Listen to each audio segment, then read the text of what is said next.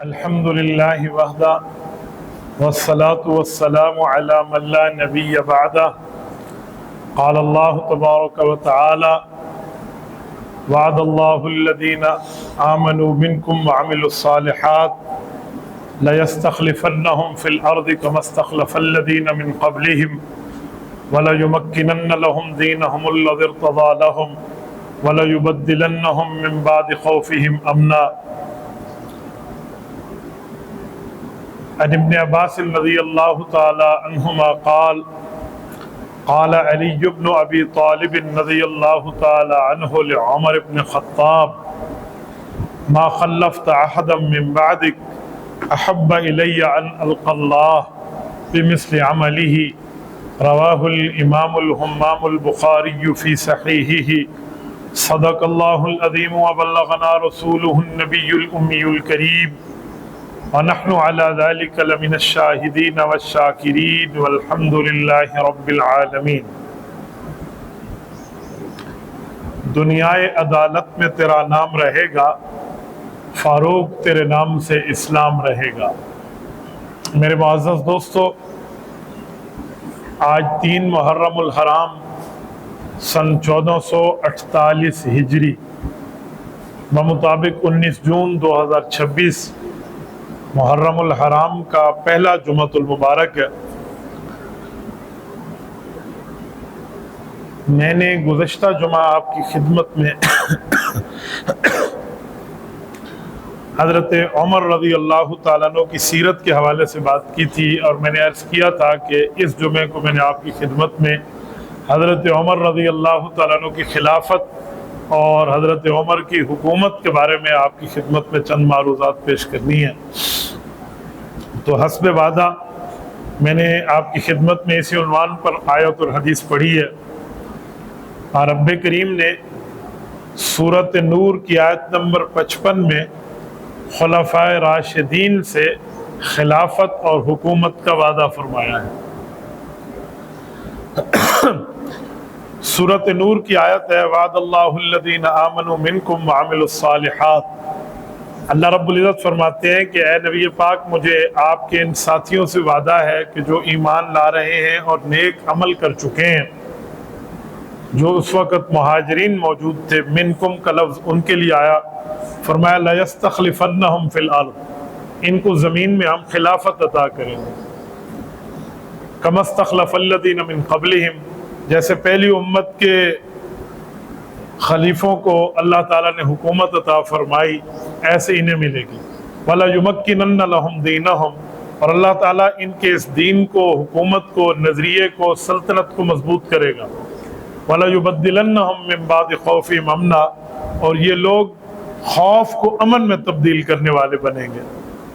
یہ آیت کریمہ حضرت ابو بکر، حضرت عمر، حضرت عثمان، حضرت علی رضی اللہ تعالی عنہم اجمعین کی خلافت کی طرف ایک فضیلت اور اشارہ ہے۔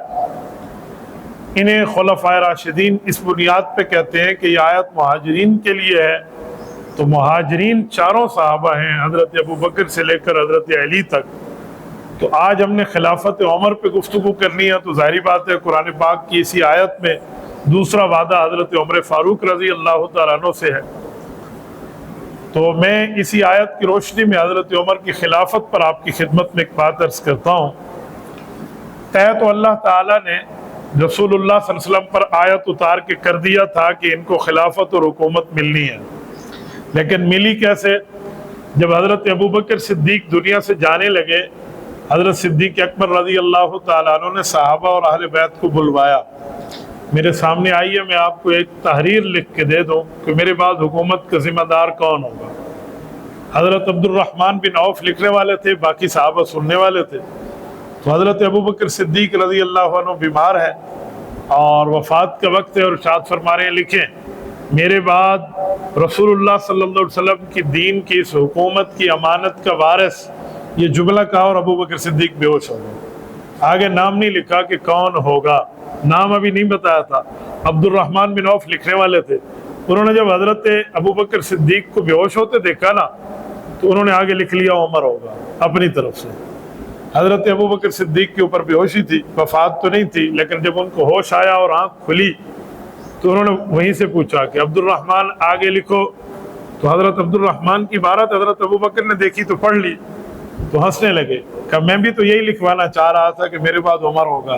تو حضرت عبد الرحمن کہنے لگے کہ ہمیں آپ کے مزاج کا بھی پتہ ہے, آپ کے چہرے کو بھی ہم پڑھ رہے تھے, آپ پہ بے ہوشی طاری ہوئی تو میں پریشان ہو گیا کہ ایسا نہ ہو کہ آپ دنیا سے رخصت ہو جائیں اور یہاں ہم اگلا جملہ مکمل نہ کر سکیں. تو آپ کی چاہت کے موافق اللہ نے ہم سے وہ لکھوایا جو آپ چاہ رہے تھے. بہرحال حضرت عمر کو خلافت ملی. سمجھا یہ جا رہا تھا شدید ترین مزاج کے سخت بندے ہیں تو سختی والی حکومت ہوگی. کہتے ہیں جب حضرت عمر کو حکومت ملی اس سے پہلے سختی ضرور تھی, لیکن اس کے بعد ساری نرمی رعایا کے لیے اور سختی اپنی ذات کے لیے رہ گئی تھی. اپنے اپنے خاندان کے لیے اصولوں کی پابندی تھی. حضرت عمر رضی اللہ تعالیٰ عنہ جب خلافت پر تشریف فرما ہوئے ہیں تو آپ اندازہ لگائیں, آپ حیران ہو جائیں گے کہ حضرت عمر رضی اللہ تعالیٰ عنہ نے اس کے بعد دین کے معاملے میں رعایا پر نرمی اور باقی معاملات میں اور شریعت کے معاملات میں اپنی ذات پر اور دین کے نفاذ پر اسی طرح مضبوطی سے کار بند رہے. حضرت عمر کے بارے میں آتا ہے کہ امیر المؤمنین ہونے کے باوجود جہاں تک ممکن ہوتا لوگوں کی خبرگیری کے لیے خود جاتے. ہاں جہاں پر دور ہوتا کوئی معاملہ کسی کو بھیجتے, نائب بنا کے بھیجتے, لیکن اکثر گلیوں میں خود جاتے. مدینہ طیبہ میں گلیوں کے اندر دن اور رات کو مختلف حصوں میں کبھی بھیس بدل کے کبھی اپنے لباس میں گھومتے کہ میں لوگوں کی خبرگیری کروں. اور مدینہ کے دیہاتوں میں جو لوگ آتے باہر سے, اگر رات کو قافلہ وہاں پر پڑاؤ کرتا تو حضرت عمر بھیس بدل کے ان کے پاس جاتے, ان سے پوچھتے آپ کیسے آئے, کس سلسلے میں آئے. وہ جب بتاتے ہم اس سلسلے میں آئے ہیں تو ان کی ضرورت کو پورا کرتے. حضرت عمر کے غلام تھے اسلم, جن کے بیٹے زید ابن اسلم ہیں. یہ حضرت عمر کے بڑے قریبی ساتھی تھے اور رازدار تھے. حضرت عمر ان کو اپنے ساتھ رکھتے تھے کہ میرا راز آگے نہیں کہیں شو کرنا, ہم ایسے ہی چلتے ہیں. تو ایک مرتبہ حضرت عمر گئے تو ایک خاتون اپنے بچوں کو خاموش کرا رہی تھی اور کھانا پکا رہی تھی. تو غلام اسلم کہتا ہے کہ حضرت عمر نے اس سے پوچھا کہ آپ ادھر آئی ہیں, وجہ؟ انہوں نے کہا جی میں نے شہر مدینہ جانا تھا لیکن رات ہو گئی تو ہم نے یہاں پڑاؤ کر لیا ہے. تو کہا آپ کے بچے رو رہے ہیں, ان کے لیے کھانا کب پکے گا؟ تو کہا یہ کھانے نہیں ہے, دیگچی میں پانی ہے. کہا دیگچی میں پانی رکھ کے کیوں آگ پہ چڑھایا ہوا ہے؟ کہا بچوں کو مطمئن کرنے کے لیے روتے روتے سو جائیں گے, کہیں گے کچھ پک تو رہا ہے, ورنہ بیچارے بھوکے فوت ہوں گے. اور میں تو امیر المؤمنین کے پاس کچھ لینے آئی ہوں, اس کو ہماری خبر نہیں ہے اور ہم یہاں ایسی حالت میں. اب اسے نہیں پتہ یہ امیر المؤمنین. حضرت عمر نے اسے فرمایا کہ اللہ کی بندی تیرے حال کا امیر المؤمنین کو کیا پتہ ہوگا, بہرحال ہم کچھ کرتے ہیں آپ کے لیے. بیت المال میں واپس چل کے آئے, ایک بوری میں ان کے لیے سامان رکھا, اس کھانے کا بھی اور اس کے علاوہ راشن بھی. غلام نے بوری کندھے پہ اٹھائی, کہا نہیں میں جھکتا ہوں, بوری اٹھا کے میرے کندھے پہ. اسلم کی آنکھوں میں آنسو آئے. کہا امیر المؤمنین ایسے نہیں ہوگا, میں اٹھاؤں. اسلم کہتے ہیں حضرت عمر کا ایک لفظ تھا کہ میں ان کے کندھے پہ بوری رکھنے پہ مجبور ہو گیا. کہنے لگے قیامت میں میرے اعمال کا وزن تم اٹھاؤ گے؟ کہتے میرے پاس جواب نہیں تھا, میں نے بوری اٹھا کے حضرت عمر کے کندھے پہ رکھی, خود اٹھائی اور اس قافلے تک وہ دیہات میں جا کے پہنچے. کھانا اپنے ہاتھوں سے پکایا اور ان بچوں کو دیا. وہ عورت کہنے لگی عمر سے بہتر تو تھا, تو اپنے رعایا کی خبرگیری کر رہا ہے. تو حضرت عمر نے صرف اتنا کہا کہ آپ امیر المؤمنین کے پاس آؤ گی تو شاید مجھے بھی وہیں پال ہوگی, میں بھی وہیں کہیں بیٹھا ہوں. اور جب بچے کھانا کھانے لگے نا, کچھ ٹائم دور جا کے بیٹھ گئے. اسلم کہتے ہیں میں نے کہا امیر المؤمنین چلیں, ان کی ضرورت پوری ہو گئی, کسی اور قافلے کو دیکھیں. کہنے لگے تھوڑا صبر. میں نے سوچا تھک گئے ہوں گے, لیکن میں نے دیکھا وہ حشاش بشاش تھے, تھکے ہوئے نہیں تھے. میں نے پوچھا کیا وجہ امیر المؤمنین, آپ اتنا ٹائم بیٹھے؟ پھر کہا چلے. کہا یار دل نہیں مانتا تھا, بچوں کو روتا ہوا دیکھا تھا, انہیں ہنستا ہوا بھی دیکھنا چاہتا تھا. یہ خلافت. حضرت عمر کے بارے میں آتا ہے کہ شریعت کے معاملے میں انتہائی مضبوطی دکھاتے تھے. ایک صحابی حضرت ابو موسیٰ عشری رضی اللہ عنہ, ان کا نام ہے عبداللہ بن قیس. وہ آئے حضرت عمر رضی اللہ تعالیٰ عنہ کہیں مصروف تھے. انہوں نے دروازہ کھٹکھٹایا تو حضرت عمر کو جانے میں تھوڑی دیر ہوئی. جب دروازے پہ گئے تو وہ چلے گئے، دور جا رہے، بلایا آئے، فرمایا چلے کیوں گئے؟ ٹھہرے رہتے نا تھوڑا، بس میں آ رہا تھا۔ تو انہوں نے آگے سے ایک حدیث سنائی کہ نبی علیہ السلام نے فرمایا 3 دفعہ دروازہ کھٹکھٹاؤ، کوئی نہ آئے تو چلے جاؤ۔ حضرت عمر نے کہا باقی کام تو تیرا بعد میں کروں گا، لیکن اس پر مجھے گواہی چاہیے، کیا یہ حضور نے فرمایا تھا؟ اب ابو موسیٰ اشعری خوف کے مارے جان پہ کب کبھی تاری کہ میں گواہی کہاں سے لاؤں؟ فرمایا ابو موسیٰ تمہیں 1 دن اور 1 رات کا ٹائم ہے، یہ جو تو نے حضور کے لیے بولا ہے نا، گواہ لا ورنہ تیری خیر نہیں ہے۔ حضرت ابو موسیٰ اشعری کہتے ہیں مجھے اپنا کام بھول گیا، تذکرۃ الحفاظ میں ہے، مجھے اپنا کام بھول گیا، میں گواہ ڈھونڈنے کے لیے صحابہ کے پاس گیا کہ آپ میں سے کسی نے حدیث سنی ہے؟ تو کہتے ہیں 2 صحابہ مل گئے، انہوں نے کہا جی ہم نے نبی علیہ السلام سے یہ دروازہ کھٹکھٹانے کے آداب سنے ہیں۔ میں نے کہا جی چلیں امیر المومنین کے پاس جا کر گواہی دے آئیں۔ میں نہیں جاتا، میں اپنے کام کے لیے بعد میں جاؤں گا جب تم گواہی دے کے آؤ۔ یعنی حدیث کے معاملے میں اتنے محتاط تھے، کبھی کوئی جملہ کہتا نا، حضرت عمر کو پتا ہوتا تو مان لیتے، سب کو پتا ہوتا، کوئی ایسی بات ہوتی جو پہلی دفعہ آئی تو اس پر گواہی مانگتے تھے کہ یار حضور کے لیے تم نے جملہ کہا ہے نا، مجھے اس کے لیے گواہی اور پروف اور ایویڈنس چاہیے۔ آیت پڑھتے تو اس آیت کا مطلب صحابہ سے پوچھتے کہ میں تو یہ مطلب سمجھاؤں، حضور پاک سے آپ نے اس کے علاوہ کوئی مطلب سمجھے؟ ایک مرتبہ قرآن پاک کی پہلی آیت پڑھ رہے ہیں سورۃ بقرہ کی، ھدی للمتقین، الف لام میم ذالک الکتاب لا ریب فیہ ھدی للمتقین، یہ پڑھنے لگے کہ متقیوں کو قرآن ہدایت دیتا ہے۔ کہا یار متقی تقوی سے نکلا ہے، حضور علیہ الصلوۃ والسلام سے کسی نے صحابی نے سمجھا ہو کہ تقوی کسے کہتے ہیں، ذرا مجھے بتائیں۔ یعنی اس طرح دین میں احتیاط اور دین میں پوری ترتیب کے ساتھ۔ تو حضرت ابی بن کعب نے عرض کیا کہ جی میں نے سنا ہے، تو سب کو خاموش کرایا کہ ابی بتائیں حضور پاک نے اس کا مطلب کیا بتایا تھا؟ تو حضرت ابی بن کعب نے کہا کہ امیر المؤمنین جو میں حضور سے سمجھا ہوں نا وہ میں آپ سے سوال کر لیتا ہوں، آپ جواب دیں گے پھر میں عرض کروں گا۔ کہا جی کرو۔ کہا ایسے راستے سے گزرے ہو جہاں کاٹی دار جھاڑیاں ہوں؟ حضرت عمر نے کہا کئی مرتبہ گزرا ہوں۔ کہا گزرنے میں آپ کیا کرتے ہیں؟ کہا پہلے کپڑے سمیٹتا ہوں پھر گزرتا ہوں۔ کہا حضور پاک نے بھی یہی فرمایا ہے کہ دنیا سے ایسے گزرو کہ گناہوں میں الجھ نہ جاؤ۔ ایک ایک موقع پہ حضرت عبداللہ بن عباس رضی اللہ عنہ، نبی پاک صلی اللہ علیہ وسلم کے چچا کے بیٹے، انتہائی کم عمر، حضرت عمر کی کابینہ کے یہ رکن تھے، سب سے کم عمر، چھوٹے تھے، لیکن نبی پاک صلی اللہ علیہ وسلم سے علم پڑھا، علم قرآن پڑھا، علم تفسیر پڑھی، اور حضور پاک نے تفسیر پر کئی مرتبہ دعائیں دی۔ تو ان کا رتبہ بھی ان بندوں کے ساتھ بیٹھا ہوتا جہاں قرآن کے ماہر بیٹھے۔ عبداللہ بن عباس سے مسائل پوچھے جاتے اور وہ نبی پاک صلی اللہ علیہ وسلم کی سند سے نقل کرتے کہ میری خالہ حضرت میمونہ حضور کی بیوی تھی، تو میرا تو خالہ جی کا گھر تھا، میں حضور کے پاس گھر میں جاتا، میں رات رہتا، میں تہجد حضور کے ساتھ پڑھتا۔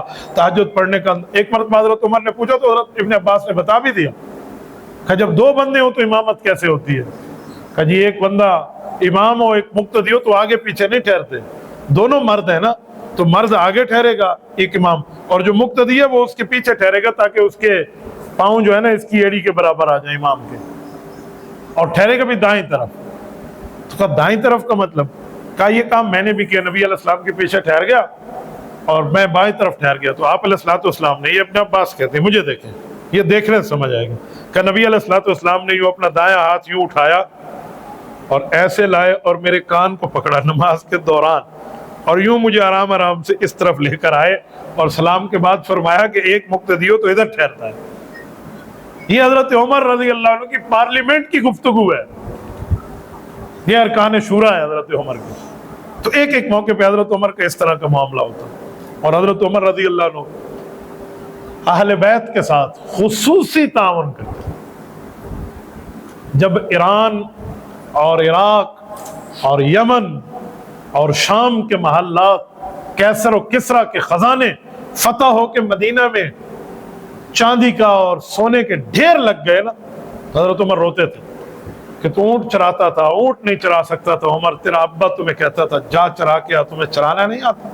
مجھے ابا کا سخت ہونا آج بھی یاد ہے کہ مجھے کہتا تجھے اونٹ چرانے نہیں آتا، اور آج 22 لاکھ مربع میل کی سلطنت ہے اور وہ عمر کے پایا تخت پہ ہے، یہ صرف رسول اللہ کی غلامی کا اثر ہے۔ ایسے سونے اور چاندی کے ڈھیر، تولا، ماشا، کلو، من کی بات نہیں کر رہا، ڈھیر، تبر، یہ مدینہ کی گلیوں میں پڑے ہوتے اور بیت المال والے اٹھا اٹھا کے جمع کر رہے۔ پھر حضرت عمر نے دیوان بنایا، عربی میں دیوان کہتے ہیں رجسٹرڈ کو، لسٹوں کو، لسٹیں بنائیں، اہل بیت کون ہے، حضور کے رشتہ دار کون ہیں، باقی کون ہے، مہاجرین کون ہے، انصار کون ہے، جو سختی کے وقت حضور پاک پہ سختی کا عالم تھا، کفار کی طرف سے ایمان لائے وہ کون ہے، جو بعد میں لائے وہ کون ہے، فتح مکہ سے پہلے لائے وہ، الگ الگ لسٹیں بنائیں، اور ہر شخص کو اپنے رتبے کے موافق اس کا وظیفہ جاری کیا کہ تمہیں کمانے کی ضرورت نہیں ہے، حکومت جانی اور تمہارے گھر کا خرچہ جانے، یہ سارا مال آیا تو اس لیے ایک ایک کرو۔ پھر ترتیب رکھی کہ بدر والے یہ سب سے بڑا رتبہ، پھر احد دوسرے نمبر پہ، پھر خندق، یوں جس ترتیب پر ایمان لانے والے حضور کے معاون آتے گئے اسی ترتیب پر رجسٹر صحابہ اور اہل بیت کے مشورے سے بنتا گیا۔ جب سب کا رجسٹر بن گیا تو بدر جب ہوئی ہے نا وہ سن 2 ہجری ہے، نہ حضرت حسن رضی اللہ عنہ پیدا ہوئے تھے نہ حضرت امام حسین پیدا ہوئے تھے، ٹھیک ہے، رسول اللہ صلی اللہ علیہ وسلم کے یہ نواز۔ حضرت عمر نے بدریوں والی لسٹ میں ان دونوں کا نام لکھوایا کہ انہیں بھی سالانہ 5000 درہم وظیفہ ملے گا، اور اسی پہلے موقع پہ شروع میں 1000 رکھا تھا، اپنے بیٹے کے لیے 500 درہم رکھا تھا۔ ریاض النظرہ میں موجود ہے کہ بیٹے نے جا کے ماں کو شکایت لگائی کہ ابا سے کہیں مجھے 2000 نہیں دینا نا تو نہ دے، میرا وظیفہ حضرت حسین کے برابر تو کر دیں، ہم دونوں یعنی ہم عمر بھی ہیں، حضرت عبداللہ بن عمر اور حضرت حسین بچپن کے دوست بھی ہیں، اور نبی پاک کے دونوں گھر کے فرد ہیں، وہ حضور کا نواز ہے، یہ نبی پاک صلی اللہ علیہ وسلم کے بچوں کا ماموں ہے، تو حضرت عمر کے بیٹے ہیں، حضور پاک صلی اللہ علیہ وسلم کی بیوی حضرت عمر کی بیٹی ہے، تو دونوں حضور کے گھریلو فرد ہے، کہ مجھے ان کے برابر تو دے دیں، مجھے مدینہ کے لوگ کیا کہیں گے، تیرا باپ امیر المومنین اور تجھے ان سے بھی آدھا ملا۔ ماں نے کہا بیٹا ابو آئیں گے تو میں کہوں گا۔ گھر آئے، دسترخوان لگا تو دسترخوان پہ ماں نے کہا کہ بیٹا کہہ رہا ہے مجھے زیادہ نہ دے تو اس کے برابر ہی دے دے۔ اللہ حضرت عمر کھانا کھا رہے ہیں، کھانے میں بندہ کتنا فریش بیٹھا ہو، لقمہ منہ رکھ دی، گھر والی کو کہا ٹھیک ہے میں اس کا 1000 درہم حضرت حسین کے برابر کر دیتا ہوں، اپنے بیٹے سے کہہ دیں اپنا نانا حسین جیسا لے کر آ جائے اور اپنی نانی حسین جیسی لے کر آ جائے، ابھی اس کا وظیفہ 1000 اس کے برابر کر دیتا۔ اب ماں بھی خاموش اور بیٹا بھی خاموش۔ میں نے کہا خلافت کے بعد سختی رہی لیکن اپنی ذات تک، اپنے گھر تک، اس کے علاوہ نرمی نرمی تھی۔ پھر ایک وقت آیا کہ حضرت حسین کا سالانہ وظیفہ 5000 درہم، جتنا حضرت علی کا اتنا بیٹوں کا۔ حضرت علی بدری صحابی ہیں، مہاجرین میں ہیں، رسول اللہ کے گھر کے فرد ہیں، اسلام میں بچوں میں سب سے پہلے کلمہ پڑھنے والے ہیں، بدری ہونے کی وجہ سے 5000 درہم سالانہ وظیفہ ہے۔ بیٹوں کا بھی اتنا ہی، بیٹے بدر میں پیدا ہی نہیں ہوئے، ان کا اتنا کیوں ہے؟ یہ اہل بیت کی عزت اور احترام حضرت عمر سے کوئی سیکھے۔ اچھا میں آج کہہ رہا ہوں 5000 درہم، آپ ڈیرہ اسماعیل خان ملک پاکستان کی فضا میں بیٹھے، آپ کے علم میں نہیں ہوگا 5000 درہم کیا ہے، کوئی سمجھے گا دبئی والے درہم ہے، خلیج کی کرنسی درہم ہے، شاید وہ درہم ہو۔ حضور کے زمانے میں درہم کا مطلب ہوتا تھا چاندی کا سکہ، کتنے وزن کا ہوتا تھا درہم، کتنے وزن تھا، آؤ میں آپ کو وزن بتا دوں۔ جس کے پاس 200 درہم ہوتے نا تو اس پر زکوٰۃ فرض ہو جاتی تھی کہ 52.5 تولہ چاندی بنتی تھی۔ کتنے درہم بولیے ذرا؟ 200 درہم، کتنی چاندی بنتی؟ اور حضرت حسین کا وظیفہ اپنے ابا کے برابر کتنا؟ 5000 درہم، 1375 تولے بنتا ہے۔ 1 کلو جو ہے نا وہ 750 تولے کا بنتا ہے، آپ اندازہ لگا لیں۔ یہ اتنے کلو دیا جا رہا۔ اور ایک جملہ اور، آج کے دور پہ چاندی کا 1 تولہ کتنے گیا؟ بولیے ذرا، بولیے جی، بولیے بولیے، جزاک اللہ۔ میں بھی آج پوچھ کے آیا ہوں، ٹھیک بتا رہے ہیں، 7000 سے 8000 کے درمیان مجھے ریٹ ملا ہے۔ 8000 روپے کا 1 تولہ ہے۔ میں اگر اس تولوں کی تقسیم کروں نا تو کم از کم 1 کروڑ روپے بنتے ہیں سالانہ۔ یہ حضرت حسین کا وظیفہ حضرت عمر نے مقرر کیا۔ بیٹا مانگ رہا ہے، بیٹے کو وہ چیز نہیں ملی۔ یہ حضرت حسن اور حسین اہل بیت سے اتنا تعلق، 1 کروڑ سالانہ، ماہانہ کا حساب لگا لیں ذرا، कम از कम 8.5 लाख रुपए पर मंथ बनता है, 8.5 लाख पाकिस्तानी। ये आज से 14 साल पहले कर रहा हूं। कितनी गनीमत होगी, कितना माल गनीमत का माल होगा, और किस तरह हजरत उमर खर्च कर रहे हैं, और वो भी रसूलुल्लाह के कराबतदारों। इसके बाद भी माल बच जाता था। हजरत हुज़ैफा कहते हैं हजरत उमर ने मुझसे पूछा क्या किया जाए इनके बारे में। मैंने कहा अमीरुल मोमिनीन और गरीबों की लिस्टें बनाएं। तो कहा और बन जाएंगी, हमें रसूलुल्लाह सल्लल्लाहु अलैहि वसल्लम की वजह से दुनिया में आज पहचान है। जरा हुजूर के रिश्तेदारों में देखो कौन कौन कवारा है, जो कवारा है उसकी शादी बैतुल माल से कराएंगे। तो कहते हैं लिस्टें बन गई, माल बच गया। फिर हजरत उमर से बताया गया कि जी कवारों की शादियां हो गई हैं। फरमाया अच्छा जो शादीशुदा हैं और उनकी अहलिया इतनी ताकतवर नहीं है कि वो घर के काम काज कर सके, तो उन्हें घर में एक लौंडी दी जाए, और कोई मर्द है तो उसे एक खिदमत के लिए गुलाम दिया जाए जो अहले बैत में से, उनके अफराद बना लो, फिर माल उन पर तकसीम करो। तंग रह जाती है अकल। ये उमर फारूक रजी अल्लाह तआला अन्हु का मकाम। सैयदना उमर रजी अल्लाह तआला अन्हु ने हजरत हुसैन की शादी अपने हाथों से कराई है।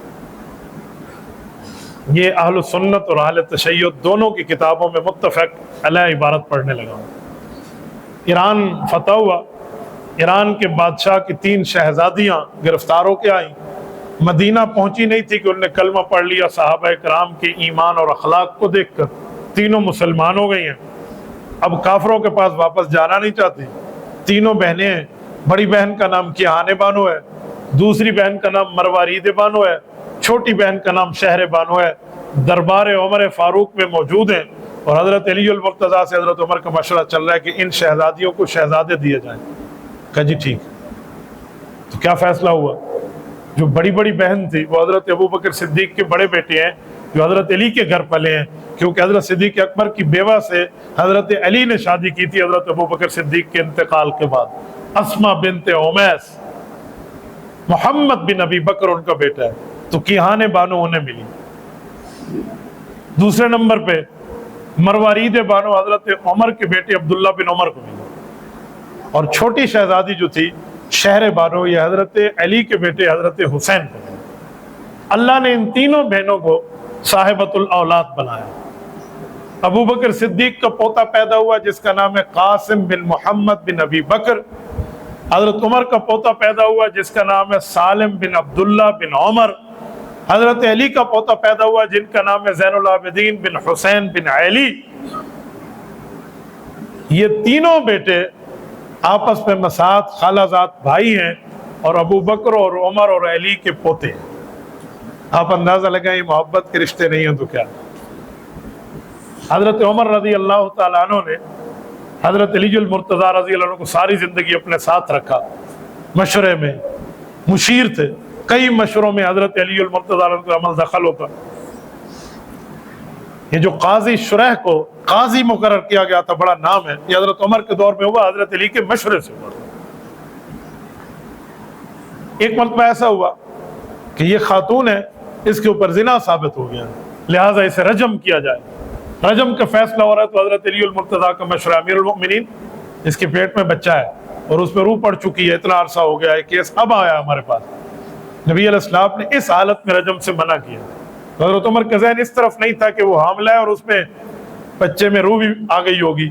ये चीज़ पहली दफ़ा सामने आई तो देख कर कहा लौला अली का उमर, अली आज बड़ी मदद की है मशवरे में, यार आज तू ना होता तो उमर हलाक हो जाता। मैं तो इस एक के बजाय 2 कत्ल कर बैठता। एक तो जायज़ था, दूसरे का क्या कसूर था। यानी कितने मौक़ों पे हजरत अली का साथ है। सैयदना अली रज़ी अल्लाह तआला अन्हु के बारे में आता है कि उनसे किसी ने कहा कि अबू बकर, उमर और उस्मान उनके दौर में तो अमन था, आपके दौर में मुसलमानों में आपस में लड़ाई पड़ गई, वजह? तो हजरत अली ने एक जुमले में जवाब दिया कि उन तीनों का मुशीर मैं था और मेरे मुशीर तुम जैसे हो। तुम जैसे है ना, उनके मुशीर हम थे, हमारे मुशीर तुम हो। तो मशवरा भी बड़ी चीज होती है। मुशीर के ऊपर तो सारा इन्हिसार होता है। हजरत सैयदना अली से हजरत उमर ने अपनी खिलाफत के दरमियान एक जुमला कहा, कह लिया आप हुजूर पाक के जिस घर के दामाद हैं, मैं उसी घर में हुजूर का ससुर हूँ। अमीरुल मोमिनीन इसमें तो कोई शक नहीं है। کہ آپ کو پتہ ہے میں نے حضور پاک صلی اللہ علیہ وسلم سے رشتہ اپنی بیٹی کا کیا تھا، تو وہ ام المومنین ہے؟ کہا جی ہاں۔ کہا رسول اللہ دنیا سے رخصت ہو گئے تو میری چاہت ہے کہ میری موت تک حضور کے گھر سے ہمارا رشتہ برقرار رہے۔ اس خواہش پہ حضرت علی نے اپنی بیٹی کا رشتہ حضرت عمر کو دیا ہے۔ حضرت علی کی بیٹی ہیں، حضرت حسن حسین کی بہن ہے، اماں فاطمہ کی بیٹی ہیں خلافت عمر میں، جن کا نام ام کلثوم ہے۔ یہ حضرت بطول کی بھی شہزادی ہیں اور حضرت حیدر کی بھی شہزادی ہیں۔ حضرت عمر سے ان سے رشتہ ہوا، تو حضرت عمر کے 2 اولادیں اس حضرت علی کی بیٹی سے پیدا ہو گئی ہیں۔ ایک کا نام ہے زید بن عمر اور بیٹی کا نام ہے رقیہ بنت عمر۔ یہ بہن بھائی دونوں بڑے ہو کے کہتے تھے کہ ہم وہ اولادیں ہیں کہ ہم 2 بادشاہوں کی اولادیں ہیں، علی ہمارا نانا ہے اور عمر ہمارا ابا ہے۔ یہ حضرت حسن حسین کی بھانجی اور بھانجے ہیں۔ یہ ہم روایت بیان کریں نا، حالانکہ اتفاقی روایت ہے فریقین کی کتابوں میں 10 جگہ یہ روایت لکھی ہوئی ہے، کافی سے لے کر بخاری شریف تک۔ اس پر کچھ لوگوں کو سوال ہوتا ہے جی عمر کا بڑا فرق تھا، حضرت عمر کی عمر بڑی تھی، حضرت ام کلثوم کی عمر چھوٹی تھی۔ میں نے کہا ٹھیک ہے، میں مانتا ہوں فرق تھا، لینے والی پارٹی حضرت عمر ہے، رشتہ دینے والی پارٹی حضرت علی ہے۔ لینے اور دینے والی پارٹی کو اعتراض نہیں ہے، آپ کو ماما چاچا بننے کا اختیار کس نے دیا؟ رسول اللہ رشتہ لینے والے ہیں، ابو بکر رشتہ دینے والے ہیں۔ حضرت اماں عائشہ کی عمر کتنی تھی؟ وہ تو نبی تھے۔ میں نے کہا یہ نبی کے صحابہ تھے، یہ نبی کی اہل بیت تھے۔ یار کچھ تو انسان اس پہ سوچے۔ یہ آج رشتہ ہو رہا ہے کہ ہم آپ سے مشورہ مانگ رہے ہیں، بھی آپ بتائیں یہ کپل سوٹ کرتا ہے ایک دوسرے کو یا نہیں کرتا؟ آج رشتہ ہو رہا ہے، آج سے 1400 سال پہلے رشتہ ہو چکا ہے۔ اور حضرت علی رضی اللہ تعالیٰ عنہ نے اپنی بیٹی، کہتے ہیں بیٹے ماؤں کو پیارے ہوتے ہیں اور بیٹیاں والد کو پیاری ہوتی ہیں۔ حضرت علی اور مرتضیٰ نے اگر اپنی بیٹی کے لیے کوئی بہترین محجبین رشتہ ڈھونڈا ہے تو عمر بن خطاب کو ڈھونڈا۔ یہ باتیں آپ کی اب ایک طرف رہ جائیں گی کہ سید کو امتی سے رشتہ ہوتا ہے یا نہیں ہوتا۔ حضرت علی کا عمل تمہیں سارے سوالات کے جواب دے رہا ہے۔ اچھا پھر اولادیں بھی ہوئی ہیں، یہ بھانجے اپنے ماموں کو ماموں کہہ رہے ہیں، اپنے نانا جان کو نانا کہہ رہے ہیں، اور اس وقت تک زندہ سلامت ہے جب نانا جان کو حکومت ملی ہے۔ اور امام ذہبی نے سیر اعلام میں لکھا ہے کہ حضرت زید کھڑے ہو کے کہتے تھے انا ابن الخلیفتین، میں 2 بادشاہوں کی اولاد ہوں، 2 خلیفوں کا بیٹا ہوں، عمر ابا ہیں اور حضرت علی میرے نانا ہیں۔ تو ان میں سے لینے دینے والے حضرات کو تو کسی کو اعتراض نہیں ہے، تو بعد میں کسی کو جج جسٹس بننے کی ضرورت نہیں ہے، یہ بعد والے معاملات کو پہلے والوں سے سبق لینا چاہیے۔ اچھا ایک بات اور کہوں، بہن اگر اپنے بھائی کے سامنے بالوں میں کنگھی دے، یہ جائز ہے یا ناجائز ہے؟ تو بہن بھائی تو محرم ہے، تو اپنے سر کے بال کو کنگھی دے سکتی ہے بہن بھائی کے سامنے۔ دلیل مصنف عبد الرزاق کی دلیل سنیے، ذرا کان کی کھڑکی کھولیے، دل تک اس دلیل کو راستہ دیجیے۔ امام ابن عبد الرزاق روایت لائے ہیں کہ یہ ثابت اس جگہ سے ہے، کان الحسن والحسین یدخلان فی دار عمر علی اختہ ام کلثوم وہی تمتش، کہ حضرت حسن اور حضرت حسین دور خلافت فاروقی میں جب حضرت عمر سے ملنے جاتے، بہن کے گھر بیٹھے ہوتے تو بہن ان کے سامنے سر کے بالوں میں کنگھا کیا کرتی تھی۔ یہ جواز کی دلیل دی ہے، جائز ہونے کی دلیل دی ہے۔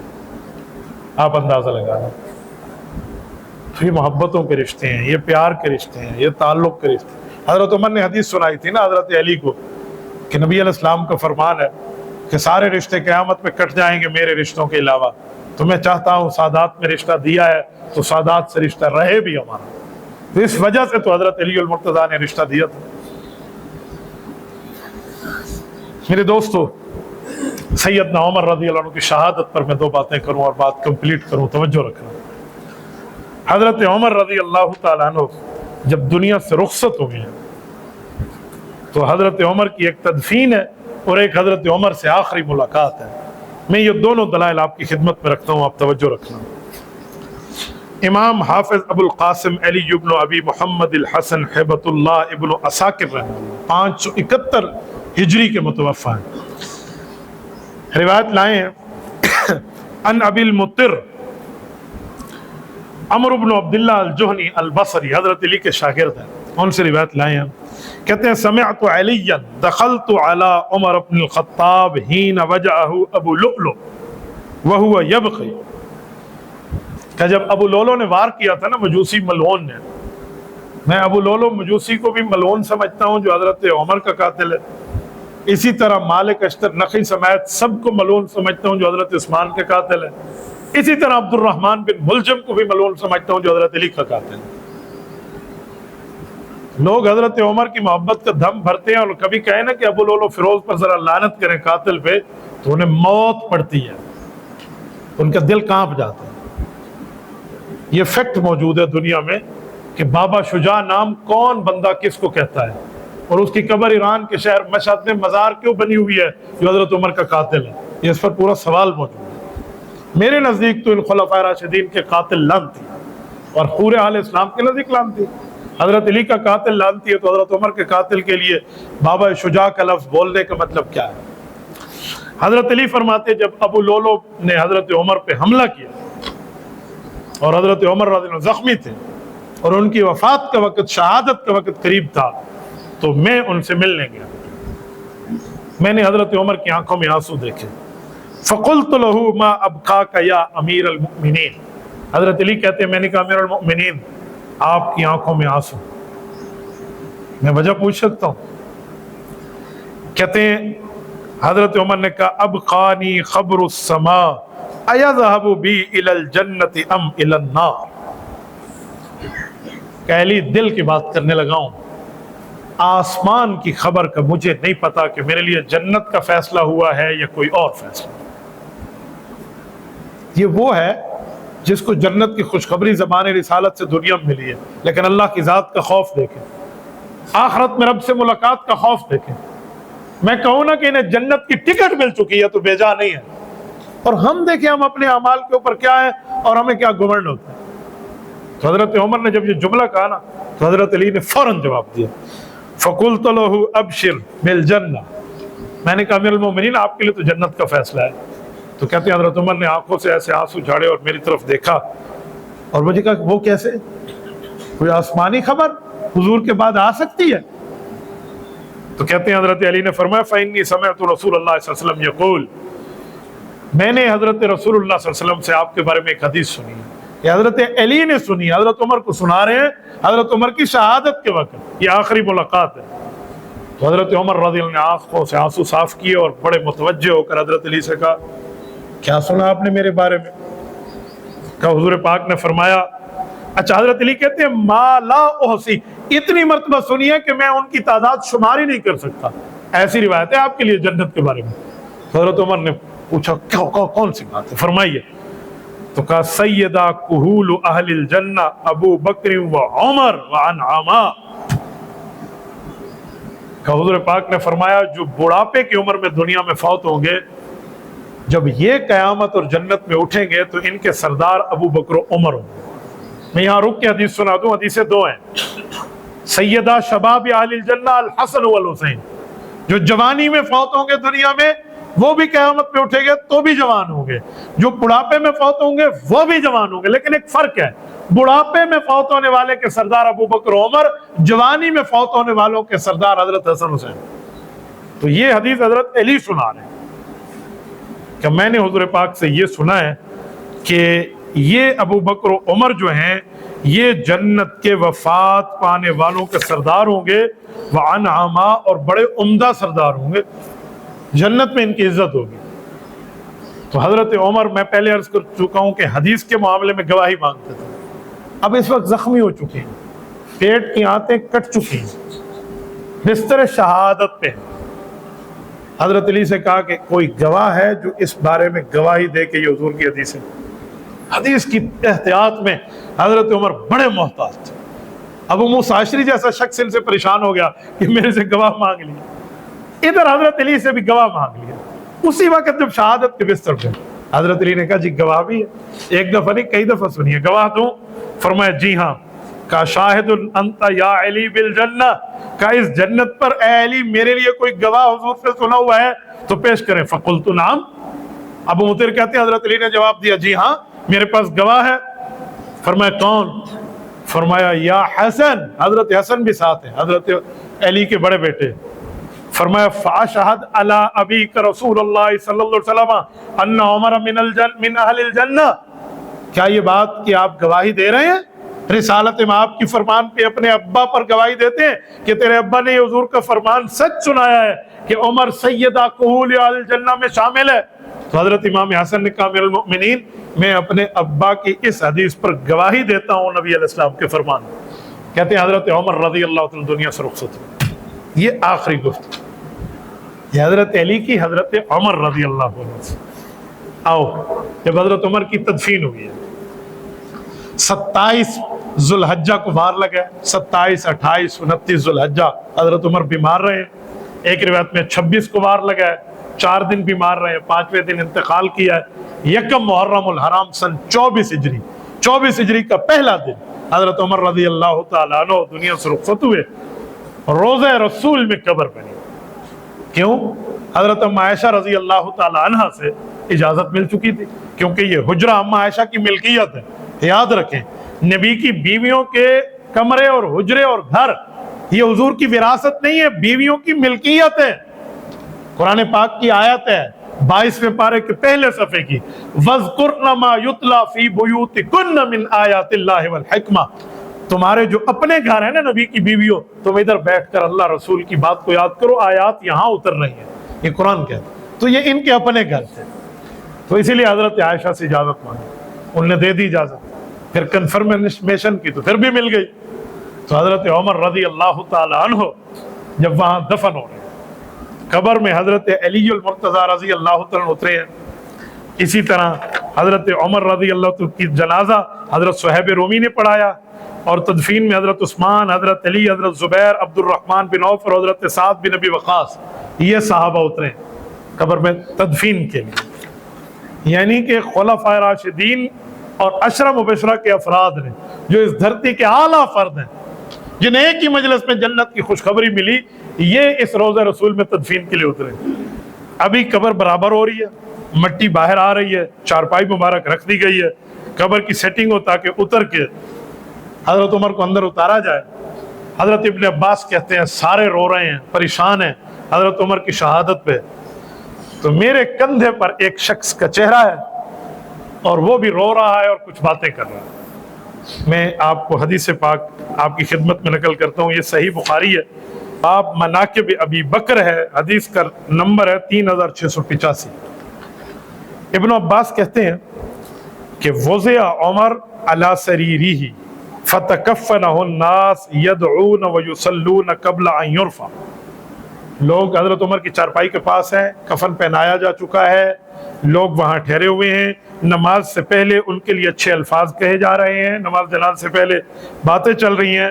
تو ایک شخص ہے آخذ بمنکبی، جس نے میرا بمنکبی میرے کندھے کو پکڑا ہوا ہے، فترحم علی عمر، اور حضرت عمر کے لیے رحمت کی دعا کر رہا ہے۔